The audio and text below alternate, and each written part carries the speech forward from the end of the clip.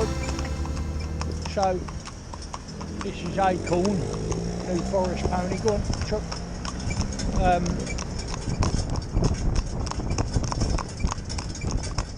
What we're just doing, we're down here, Tesco's roundabout.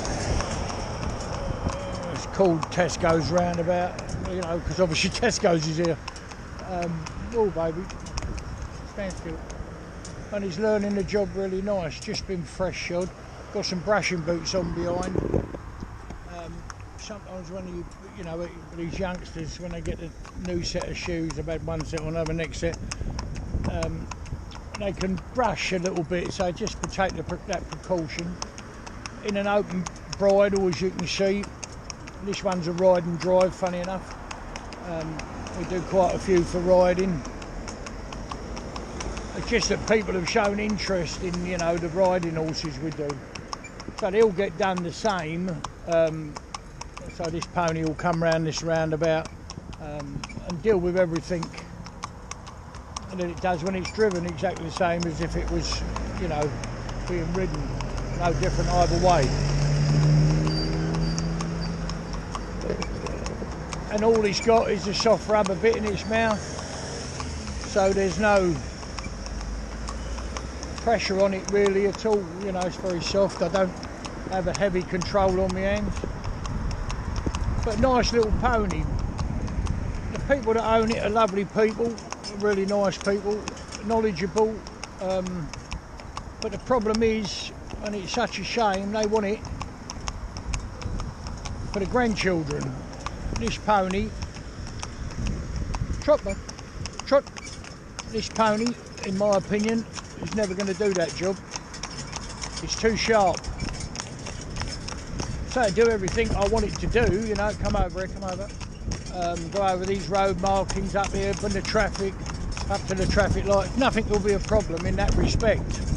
You can stop it on a sixpence, it's only got a rubber bit in its mouth. But it will never, in my opinion, be any good for the grandchildren. I wish it was. But you can't make, you know, regardless of how good a trainer you are. I mean, don't get me wrong, a grandchild with, you know, some experience and confidence being the main thing, and to bond up with a pony could be good. But just a pony, when you say for the grandchildren, what most people mean is one you can just put one, you know, a grandchild on its back. It's never going to react. It's just going to walk around quietly. Walk up, babe. It's going to do everything just so, you know, no problem at all. Well, they are not rare, but they're hard to find, you know, something that you can say, trot, babe, trot.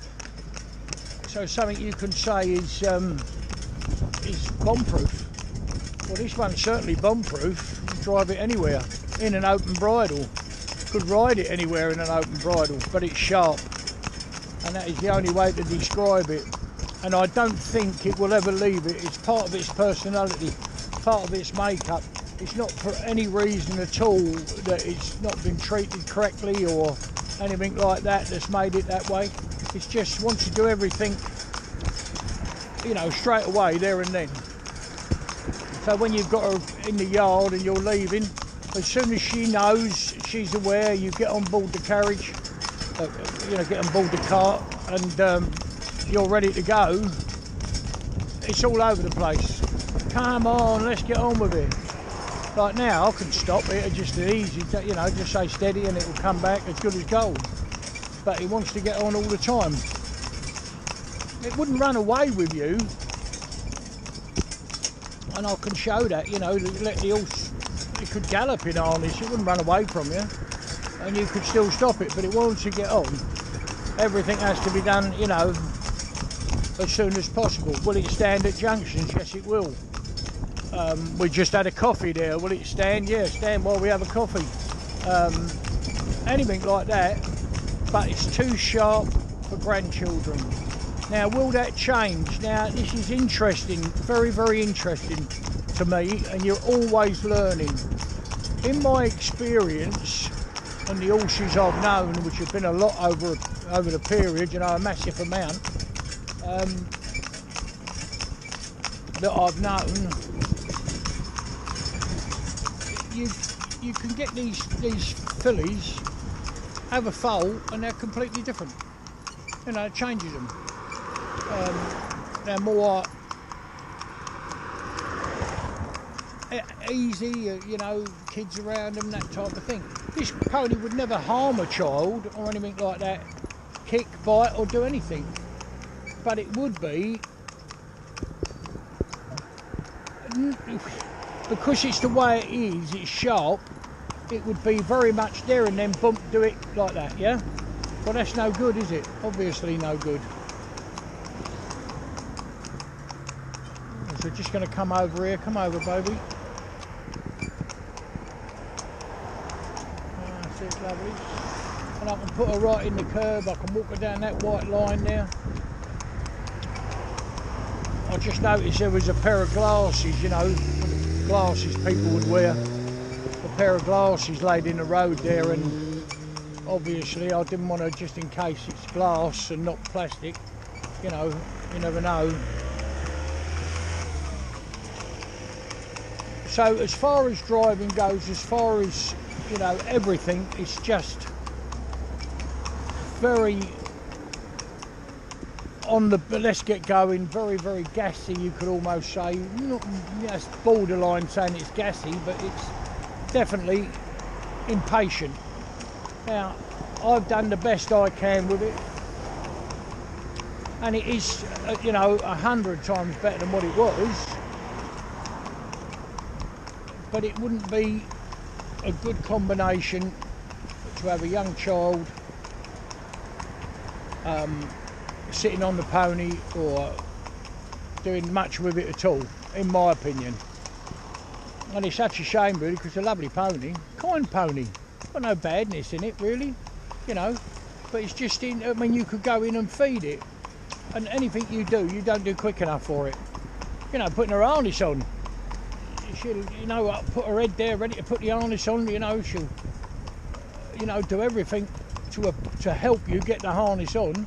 Loves going to work, you can bring her out, the carriage, and she'll, you know, more or less back herself in it, you know. Although she's only 4, she loves it. But it's not where you want it to be. I mean, what horse can you get in an open bridle pony driving it around the town?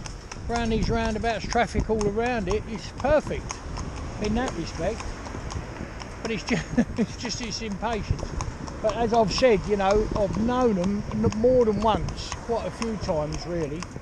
They'll have a foal and they're entirely different. You know, they change completely.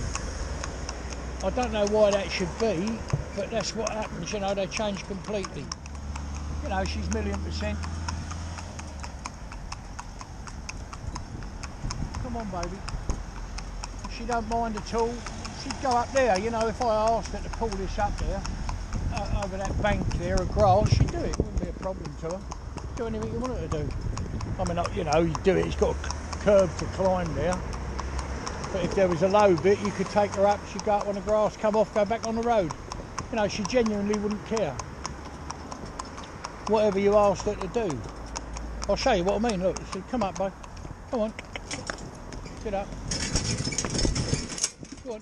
And she'd walk straight over here, no trouble at all. She don't get excited because she's on grass. She wouldn't put her head down, attempt to eat. She wouldn't do anything at all, other than be a good girl. But she's sharp, and you cannot alter that in horse, or at least I can't do it. I don't know if anyone could. You just can't, you know. And it's a shame, really, when the people, you know, they'll still use the horse and ride it and do anything. I think it'll still be used. It's just that it would have stretched its ability, you know, to be used, but it wouldn't be what I would do. Walk, stand. So, stand still, baby. So there, I've just asked it to stand. Stand still. Stand still. Stand still. Stand still. Stand still.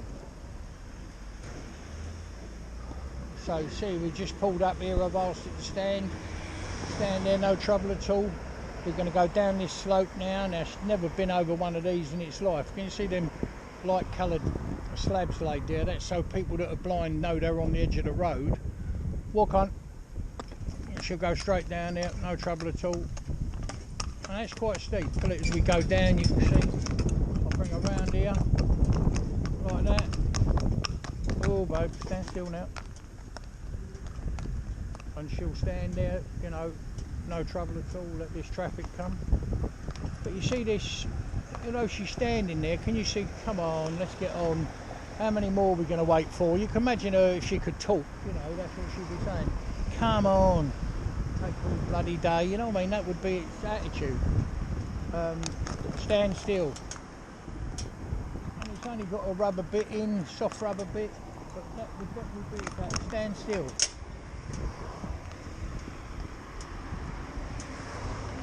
Stand still. Walk.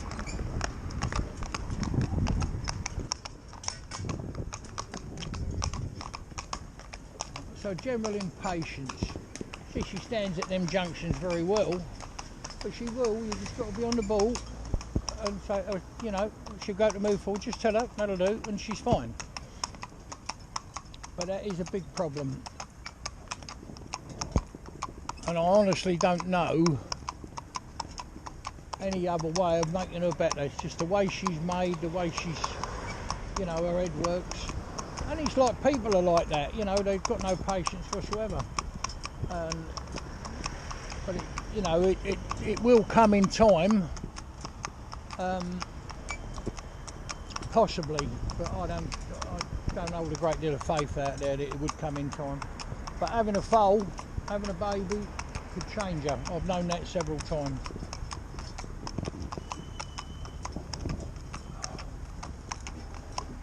So I'm going to stop here, stand still. And we've got a big old bus coming past.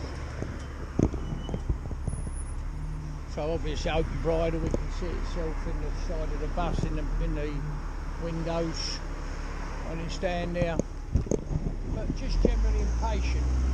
But the reason I'm showing you that it will stand, even when they walk, even when the other traffic went, you know, the bus went, it didn't attempt to follow it. So it's very obedient.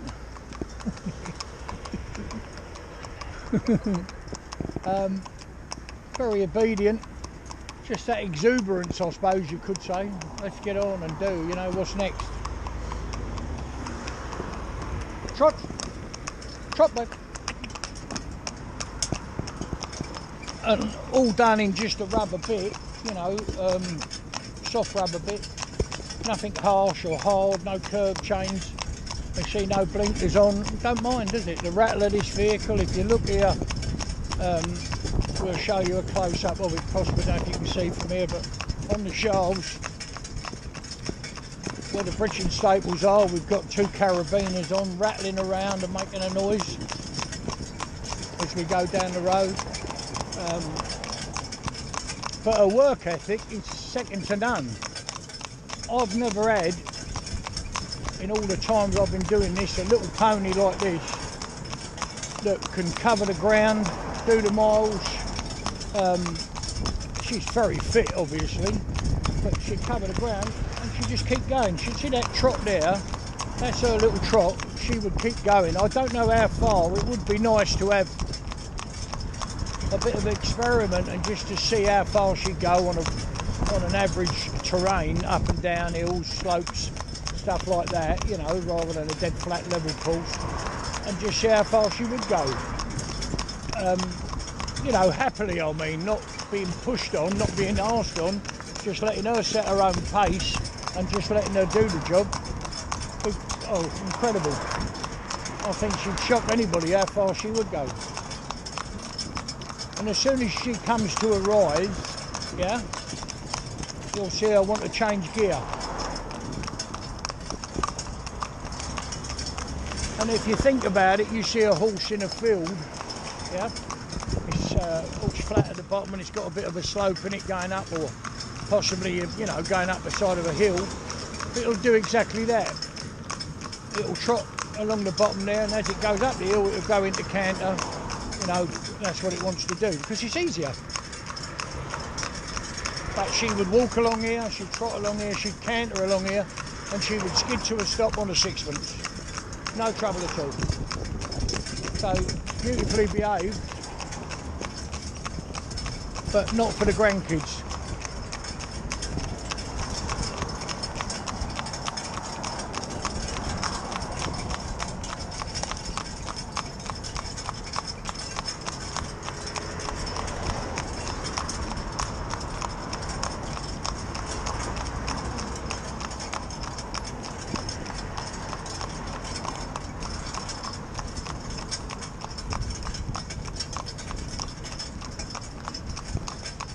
We just done, a lot of people are surprised that we can drive them in open bridles.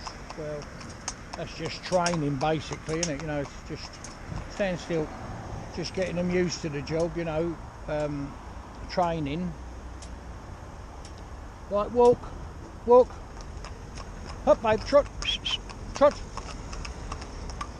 babe. So it's in the training basically, you know, we get them used to it. And that's it, you know, they're safe, confident and happy.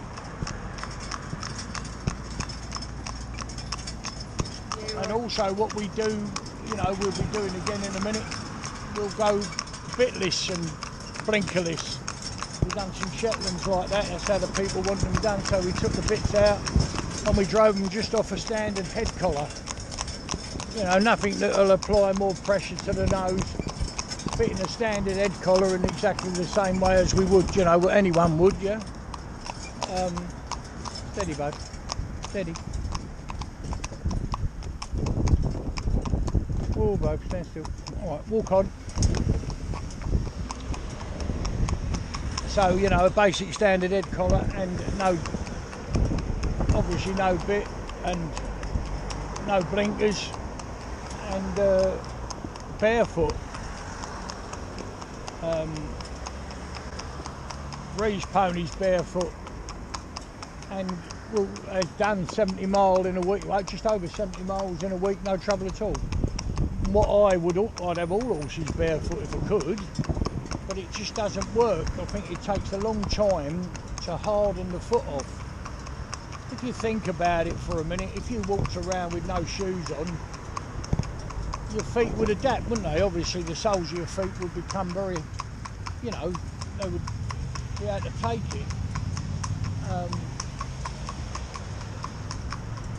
And you'd walk around on tarmac all day long, paved areas, and eventually you'd be able to walk over stones and like that, and it wouldn't be a problem because your feet would harden up. Well, I think horses do the same, maybe not quite in the same way because we have like a covering of our skin over it, which is, you know, you could say, and they're walking, if you like, on the tips of their fingers, aren't they? You know what I mean? Because the hoof comes around the same way as a fingernail, basically. So, but it definitely hardened up, and you know, Reese proves it. But it takes time to get it there. And I love the fact that this pony's so relaxed. You know, it's not going along because it's worn out and tired or anything like that, but it just don't care. Or it don't say it don't care, it does care, but it's just confident. And that's what we do here at Horse-Drawn. Do our best to do is to make them safe, confident and happy. But it all comes from confident, really. When they're confident, they're safe, and they're also happy when they're confident in themselves. So it's strolling up here as though it's a country lane, but you could bring it down here on a Monday. I mean, this happens to be a Saturday morning. Trot. Every day's the same to us because we do 7 days a week, but basically traffic's quite quiet today, but we've seen plenty of lorries and stuff like that and stuff flying past. Come on baby, up we go. Good. Steady, steady. I just say steady, slack the rein off again and come back like. If she wants to canter up here, I don't want her to do that, you know, I want her just to trot up. And she'll do that for me, just by half dinner. So please, if you want to comment, we love comments. Subscribe to the channel and then you'll get notified of come up baby, notified of the next film coming up on YouTube. If you ask us questions, what Ree does, who's in charge of all that, which does a lovely job of making these films and doing all that side of it that I don't even understand, although of late I've been allowed to use the camera a few times. I mean, you haven't seen the bad film I took, you've only, you've only seen something that is watchable. But come on baby.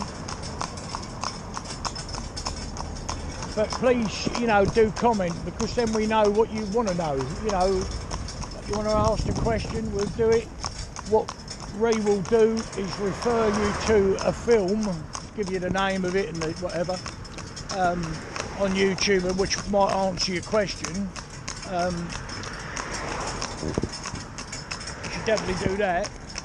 But if it can't be answered that way, then, you know, she'll answer you. You know, we'll discuss the problem.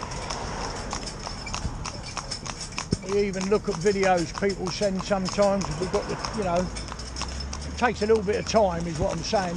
You know, often the reply wouldn't be instant by any means, raw baby. Only because we have so much, you know, so busy. And we are busy. I mean, we've got all this covert, and as soon as the restrictions were lifted for transporting horses, within 3 days, we was full. I mean, full up. So, you know, 10 horses in straight away. Come on. We have a big waiting list now. Truck, babe, truck. We have a big waiting list now. Go on, babe.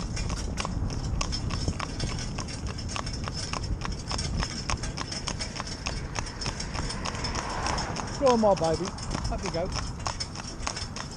See something like this on the side of the road, a bit of rubbish here, a cardboard box or whatever it is. A lot of horses jump and shy at it. But in our way we do training, you've got to remember every horse is an individual. You've got to. As soon as you forget that, it's a waste of time. You know, you're not going to, you can't do them on a conveyor belt, that's definitely. But it's how you do it with them and how you build each one's confidence. That's what matters. That's the important thing. Is building their confidence. And then they live a happy life. I mean, look at this pony, he's perfectly happy doing this job. It's not under stress, it's not upset, it's not happy and unhappy. You know, it's doing everything we want, so it's not stressed at all. And people say to me, oh, but Ree can do anything I can do, don't worry about that. And, you know, it's not because I've been around them a long time. So that's our trip round town done, but this is a lovely road we're using now because it's, we're going to start going out in the countryside. But an Andover's very much like that, you know, the end and it starts straight away countryside. There's not much on the outside of Andover. By that I mean you wouldn't come up here and find a big industrial estate, you know. No, it's normally all within in the curtilage of the town really. So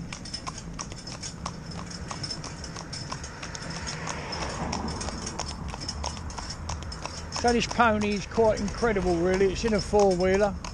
I'm on board obviously, Ree is. And it will work away incredibly. New forests are like that. Any native breed that we had, the trouble is we've lost so many where, you know, other countries have kept theirs, but we've lost ours. And it's a shame really, like the Fell, the Dowls, the Cleveland Bay, all the Welsh cobs. I mean, Welsh cobs used to be, I know people are going to argue with me over this, well that's just my opinion then. Welsh cobs, people saying, oh, you know what a Welsh cob, no I don't. Welsh cob used to be a good sensible, you know, even from the start, you know, a youngster, once you got it older, got head collar on it and had it in for a little bit, it was, you know, a sensible thing. Steady, my baby.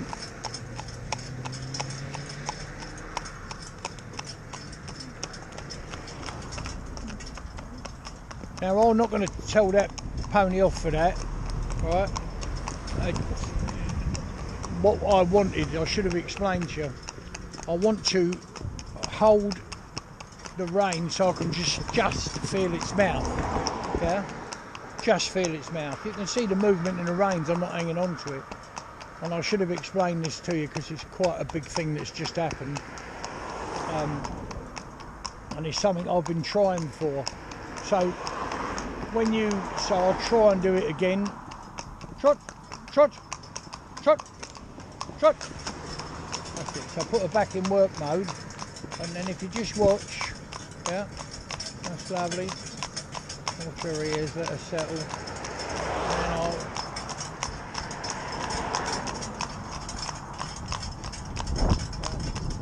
just get past it.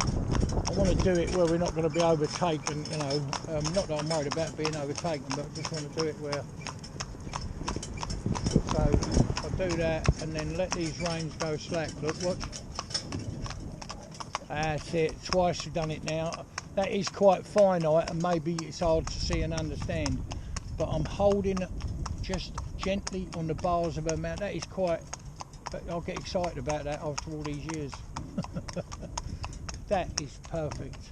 So what I've done, instead of what I want her to learn is, especially these impatient sorts, is right, trot, trot, trot. That's it. Right. I want to find that place on her little bars, right, and then watch. See that? No instruction. I drop the reins, the horse come back to a walk. That is massive. That is so massive. That's the connection between us two when she's learning. Where she's impatient, it's hard to get her attention. So hard. To do that one little thing, people are going to say to me, you know, what are you rambling on about? Well, that's what I do. I train. And it's like that, beautiful. So that little, let's come along there. If you look back there, look, you can see a square of metal on the gravel. Can you see it? Oh, you just see that, Reed's just shown you. That's a piece of metal laid between the two lanes of traffic up and down, where all the stones lie. And so that car went over that, made a big noise, you know, quite a big noise. And it startled the pony. It didn't do anything, did it? And it's only got a rubber bit, and it's in an open bridle, and it just, okay, you know, no problem. And that is training. That is what it's all about. At the end of the day, you've got to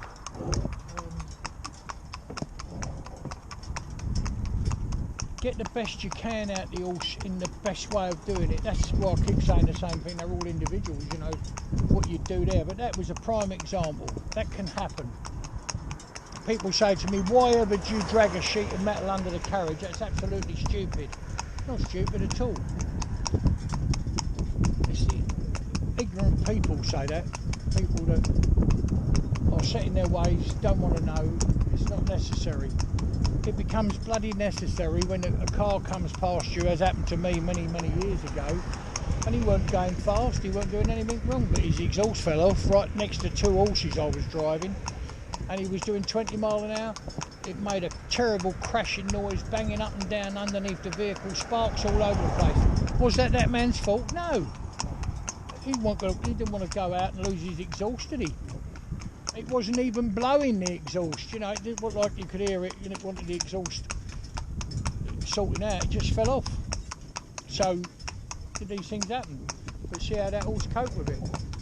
Lovely. It's not upset, it's going up here perfectly happy, and that's all we want. But that other thing, getting back to me, the fact that I dropped the reins, so when I've got the bars, I'm touching the bars and I drop the reins, yeah, I want the horse to stop, you know, as well. Now we're going uphill, but I want to do that like there, and the horse will, yeah, almost, it would work, it will happen in the next week, few days. Trot, babe. Up. The other thing we're going to do, maybe try and do, it makes a tremendous amount of work for Ree, but what we're going to do is arrange for our subscribers, people that subscribe to us, we'll do a question and answer video. So it'll be questions. We'll answer the questions. I was sitting indoors having a cup of tea, and we'll answer the questions just like we was having a conversation. I don't know, but basically like that. I mean, like a thing they can do on computers now, But anyway, so you'll ask the question, our subscribers,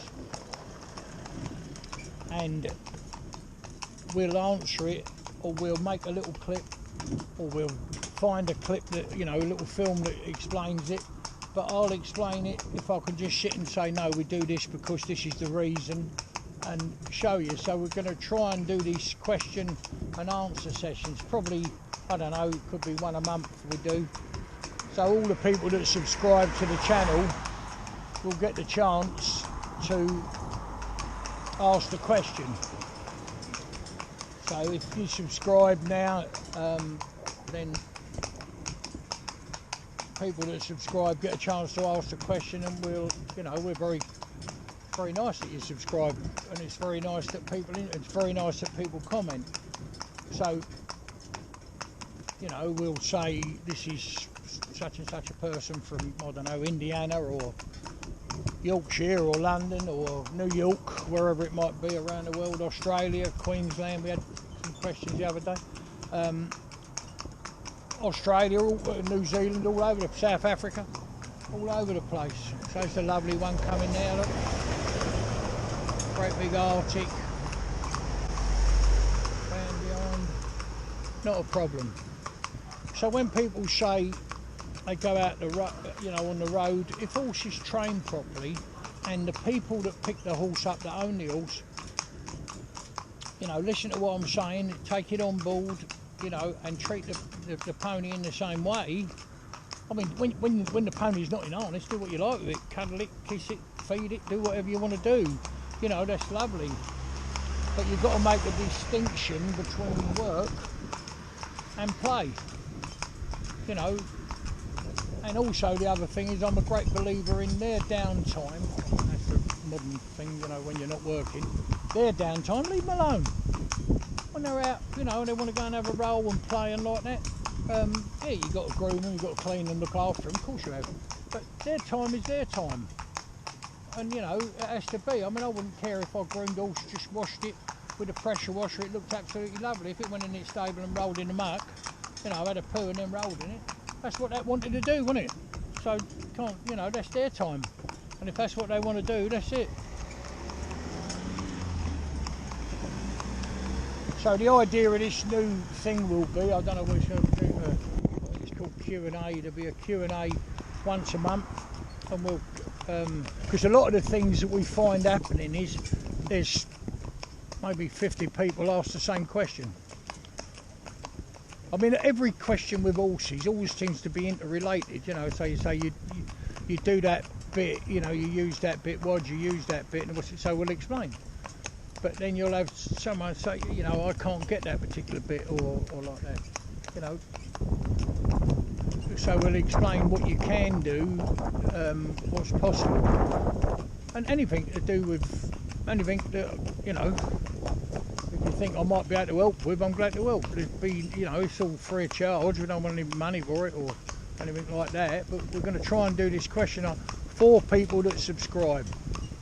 It's going to be a massive amount of work for Ree to do, but she thinks it's a good idea, and we want to be, obviously, people that subscribe to us, we want to do the best we can for them, to show. And another thing as well, don't be embarrassed with your question, right? Please don't do that in fear of looking silly, foolish. That's crazy, absolutely crazy. If you don't know, yeah, that don't make you stupid, not by any means. I said to a fella the other day, and he was cutting a bit of wood, And I said to him, what's all that about then? You cut that wood and you put a bit of tape down the back of it, what's that about? And I thought, God, he's spending ages doing something for me, and he was spending ages doing it.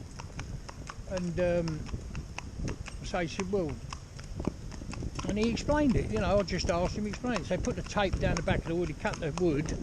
When he peeled the tape off, the cut was perfect, so there was no splintering on the edge of the saw cut, yeah? Then he said to me, there's another way of doing it, and he had a special tool with two very sharp blades close together, and he'd mark the wood where you want to cut it with these sharp blades, so it would cut through the fibres of the wood, like two little tram lines, you know, train tracks, you know. Then he cut between with his handsaw. Well, you know, it was perfect. Well, there's something I learned. But to me, I thought this is a lot of messing about, and only cutting a bit of wood, just so stuff like that. Now, a lot of people maybe already know that, you know, and loads of things like that. So if you don't know, no question's stupid if you don't know. And the worst thing is people that won't ask the question for the fear of looking silly. You'd never look silly in my eyes. The only thing I know, and I don't know everything about horses by any means, about harness carts, horses, carriages. Certainly don't know everything. I'd like another lifetime to become better at it and know more. But obviously when you get to my time of life and all you've ever done is horses, you know, I've had to do other jobs because you couldn't make horses pay years ago. You know, they were going out and people didn't want them, and I was never really into the ride. I did ride, you know, when I was younger, but I was never really into that. It's always been driving. But when I was an ankle biter, like a young lad, I could drive 4 horses, but I taught myself, you know. I mean, if a coachman would have seen me, he'd have cried his eyes out, but but I've done it, and I've loved it ever since, and never, even pouring down the rain, freezing cold days. Yeah, it's nicer in the summer, of course it is on a fine day, but it don't stop me. I just love to do it. And every single day I learn things, try something new, and it works. Sometimes it don't work. But yeah, so that's what we're going to do, a question and answer, a Q&A session that we'll put up on YouTube, and it will be for the subscribers. They're the ones that can ask the question. I think that's how it works.